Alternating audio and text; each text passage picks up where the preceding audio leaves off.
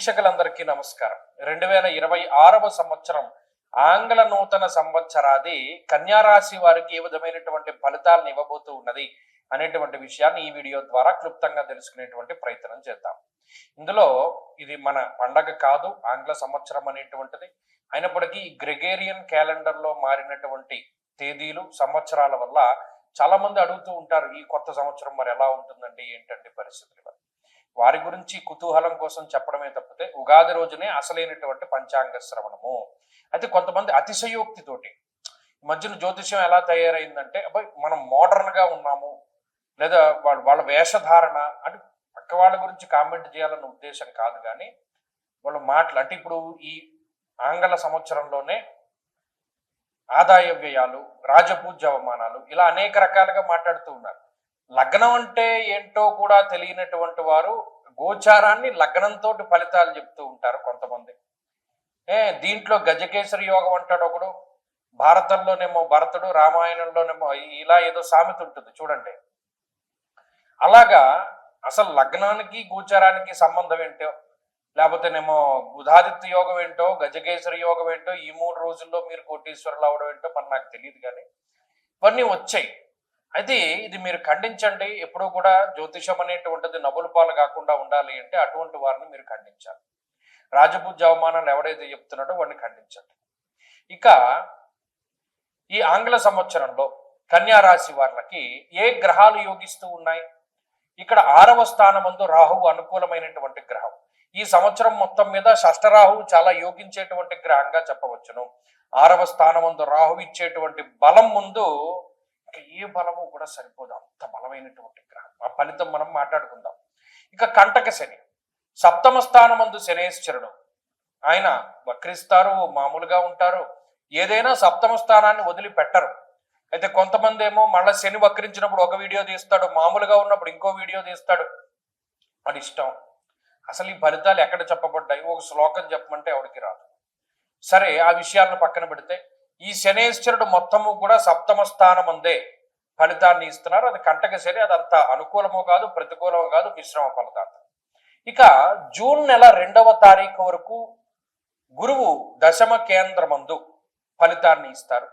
June 2వ తారీఖు దగ్గర నుండి అక్టోబర్ 31 వరకు లాభస్థానమందు గురువు గొప్ప యోగ్యమైనటువంటి ఫలితాన్ని ఇస్తారు.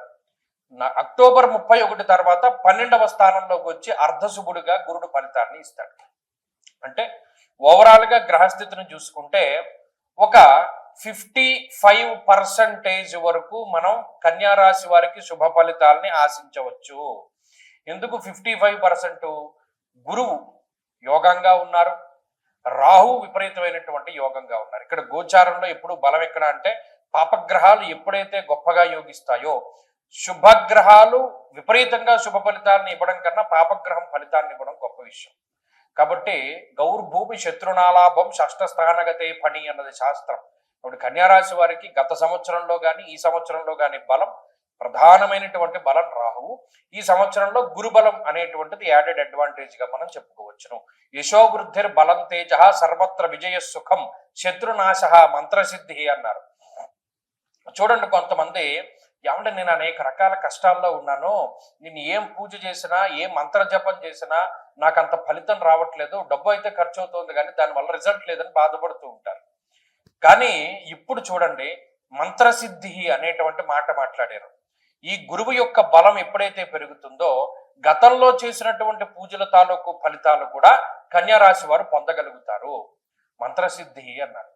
అలాగే మరి జూన్ 2 వరకు దశమ స్థానంలో గురుడు ఉన్నారు కదా, అప్పుడు సప్తమ దశమాలు 2 కంటక స్థానాలే కదా.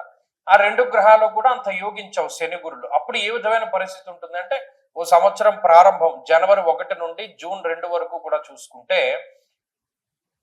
ధాన్యనాశో ధనచ్ఛేద వృధా సంచరణం భయం అన్నారు. ఇక్కడ కొంత ఖర్చు చెప్పాడు సంవత్సరం మధ్య వరకు. అంటే ఒక ఫస్ట్ హాఫ్ అంతా సెకండ్ హాఫ్ కింద మనం పెట్టుకుంటే జూన్ వరకు ఖర్చు చెప్పాడు. ఎవరికి? కన్యా రాశి వారికి. ధాన్యనాశ ధనచ్ఛేదం వృధా సంచరణం భయం. ఈ డబ్బంతా కూడా ఏమవుతుందంటే అప్పులు కట్టుకోవడానికో, లేకపోతే ఏదైనా శుభ కార్యక్రమాలు చేస్తే వాటి బాకీలు తీర్చుకోవడానికో అటువంటి వాటికి ఖర్చు అవుతూ ఉంటుంది.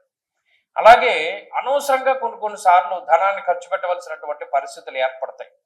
వృధాగా భయపడుతూ ఉండడం, ఇవి సహజ లక్షణాలుగా చెప్పారు.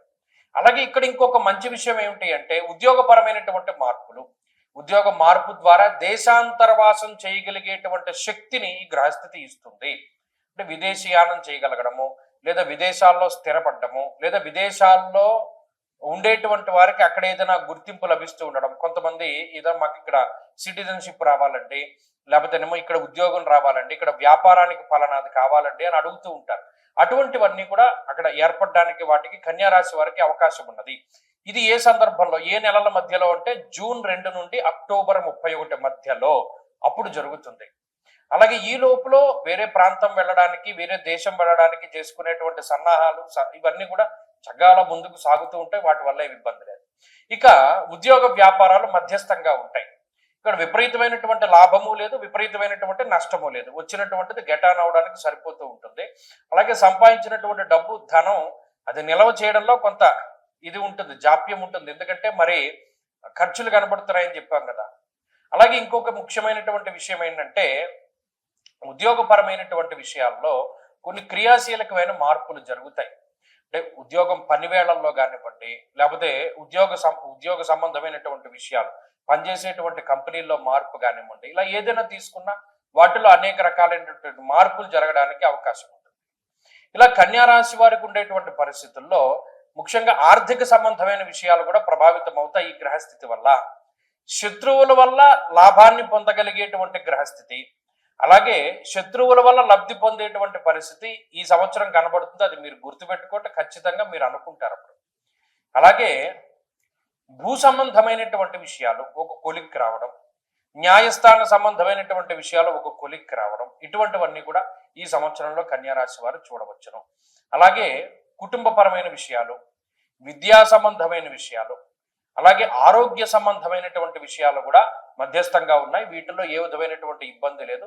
ఒకవేళ రాహు మనకి యోగిస్తూ ఉన్నారు కాబట్టి మిగతా ఏదైనా అనారోగ్య సమస్యలు జాతకం వల్ల ఏర్పడ్డా త్వరగా రికవరీ అవుతారు. ఇక ఈ 55% శుభ ఫలితాలను మనం పెంచుకోవాలి అంటే చక్కగా ఈ సంవత్సరంలో ప్రత్యేకించి మీరు ఒక విషయం గుర్తుపెట్టుకోండి. షష్ఠి తిథి 2 సార్లు వస్తుంది. శుద్ధ షష్ఠి కానీ బహుళ షష్ఠి కానీ ఎప్పుడు వీలుంటే అప్పుడు సర్పసూక్తంతో సుబ్రహ్మణ్యేశ్వర స్వామి వారికి అభిషేకం చేసుకోండి. అలాగే షష్ఠి ఉపవాసం ఉండండి. అది చాలా గొప్ప ఫలితాన్ని ఇస్తుంది. మీ జీవితంలో ఈ గ్రహస్థితి వల్ల వచ్చేటువంటి దోషాదులని ఖచ్చితంగా అది తగ్గించి వేస్తుంది. ఇందులో ఏమాత్రం కూడా అతిశయోక్తి లేదు. కాబట్టి ప్రతిరోజు చదువుకునేటువంటి విషయాల్లోకి వస్తే సుబ్రహ్మణ్య కరావలంబ స్తోత్రం అనేటువంటిది చాలా ముఖ్యము. ఆ సుబ్రహ్మణ్య కరావలంబ స్తోత్రం ప్రతినిత్యం చదువుకోవడం మంచి ఫలితాన్ని ఇస్తుంది. స్వస్తి.